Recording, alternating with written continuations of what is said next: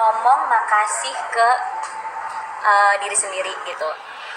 Jadi biasanya aku tuh kalau misalnya pulang kerja ya, terus aku capek banget, aku bener-bener yang lagi capek banget, biasanya aku yang kayak bilang makasih ke diri sendiri, kayak makasih ya hari ini udah kuat ngejalanin hari, makasih hari ini udah bisa syuting sampai pagi, makasih hari ini udah bisa ngelewatin masalah. Dan itu aku ngomong sama diri sendiri gitu, kayak makasih ya April, hari ini udah bisa ngelewatin hari, makasih ya untuk tubuhku hari ini udah bisa kuat ngejalanin hari ini, makasih untuk diriku sendiri gitu. Dan menurut aku itu nggak apa-apa gitu untuk kita berterima kasih sama diri kita sendiri, bahkan kita harus berterima kasih sama diri kita gitu.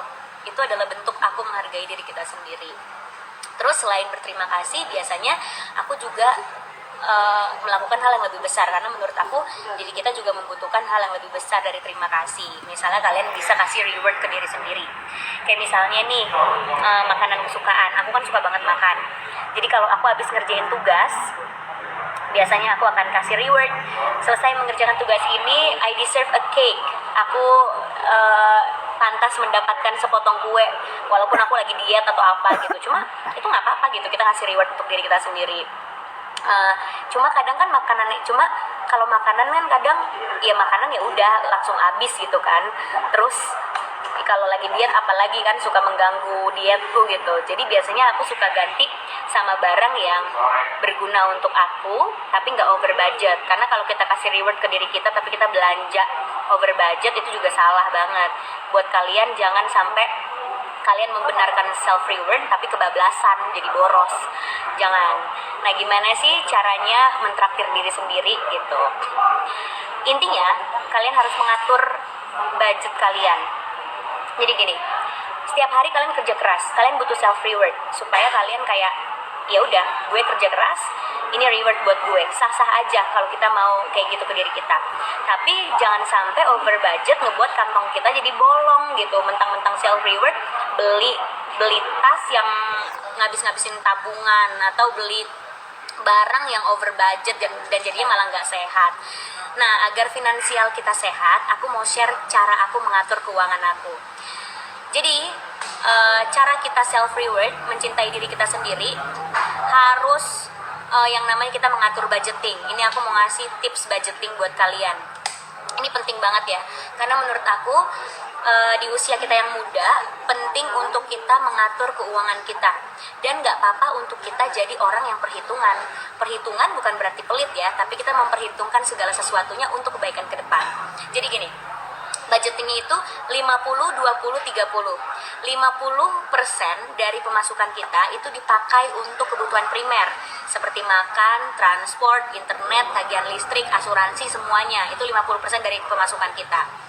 Lalu 20%-nya kita bisa pakai untuk self reward, untuk mentraktir diri sendiri. Misalnya kamu mau beli makanan, kamu mau beli tas, mau beli baju, terserah.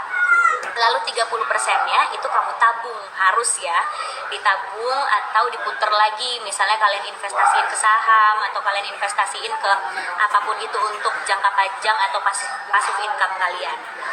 Nah, tapi yang 20%-nya ini, walaupun kalian udah punya budget untuk self reward, kalau aku sendiri sih, walaupun aku udah punya budget nih 20% untuk aku self reward, karena aku orang yang perhitungan dan aku orang yang suka memikirkan ke depan. Jadi 20%-nya aku beliin sesuatu, barang yang bisa jadi investasi juga gitu. Bisa jadi investasi juga. Jadi carilah barang yang bisa jadi investasi, bisa kalian jual lagi, tapi bisa kalian pakai untuk self reward juga.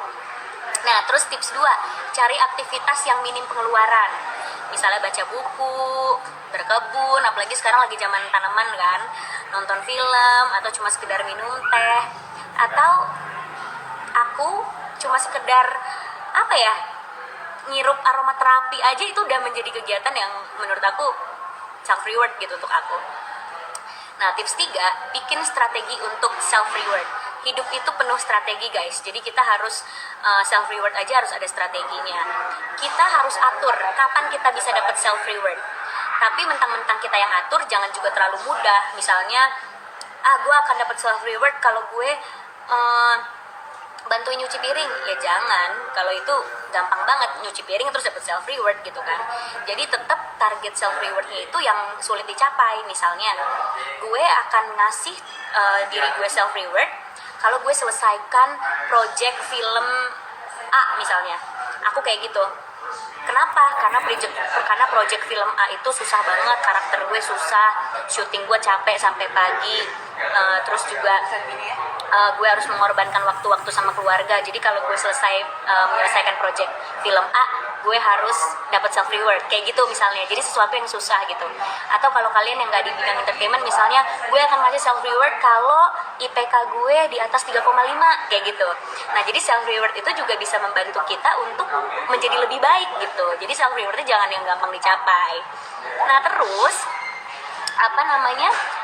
itu tuh bisa jadinya memotivasi kita mencintai diri kita sendiri dan lebih baik lagi kan. Akhirnya kita bisa mengekspresikan self love.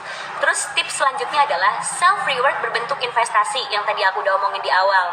Aku udah punya 20% untuk aku self reward, tapi tetap bentuknya investasi. Misalnya mengubah barang yang mau dibeli dengan barang yang bermanfaat. Daripada ngabisin uang untuk hal-hal yang cepet habis atau kayak ya udah gitu aja gitu ya, mendingan beli barang yang bisa jadi investasi gitu. Misalnya kalau aku gini, aku suka banget perhiasan. Jadi self reward buat aku beli perhiasan gitu. Kenapa perhiasan emas ya, yang emas asli?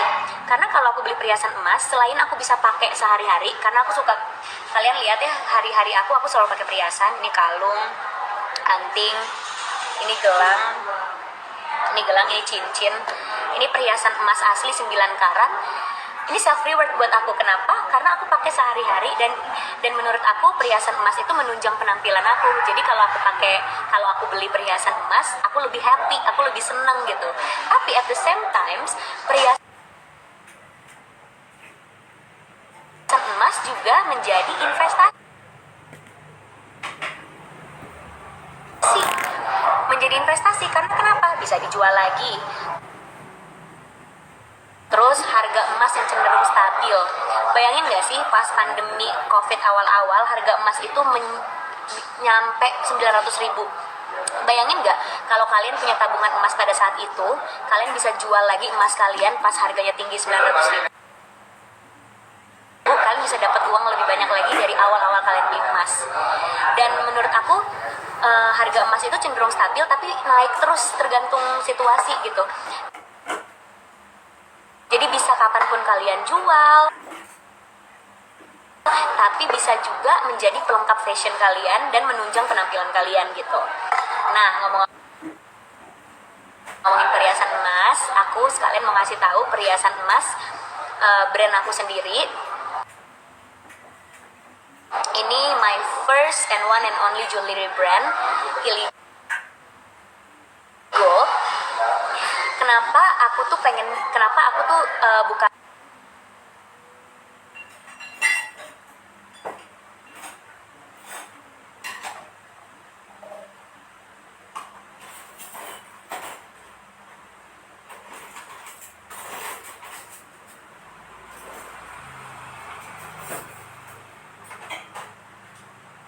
dijual lagi, dan itu bisa jadi nilai tabung kalian gitu, kayak kalian nyimpen uang tapi lewat emas gitu. Jadi aku pengen kayak encourage anak-anak muda untuk mulai dari sekarang melek investasi, dan investasi yang mudah gitu, investasi emas. Nah, Iligo ini emasnya 9 karat atau 37,5%. Jadi harganya jauh lebih terjangkau. Jadi nggak akan bikin kantong kalian bolong dan akan cocok di kantong-kantong kalian gitu. Atau kalian bisa juga menyisihkan uang jajan kalian untuk investasi emas di Iligo karena benar-benar harganya lebih terjangkau daripada emas-emas lain karena kita 9 karat. Terus juga emas kan kayaknya punya image tua kalau pakai emas. Nah, di Iligo ini aku dan tim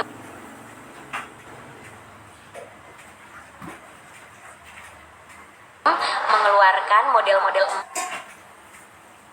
emas yang cocok banget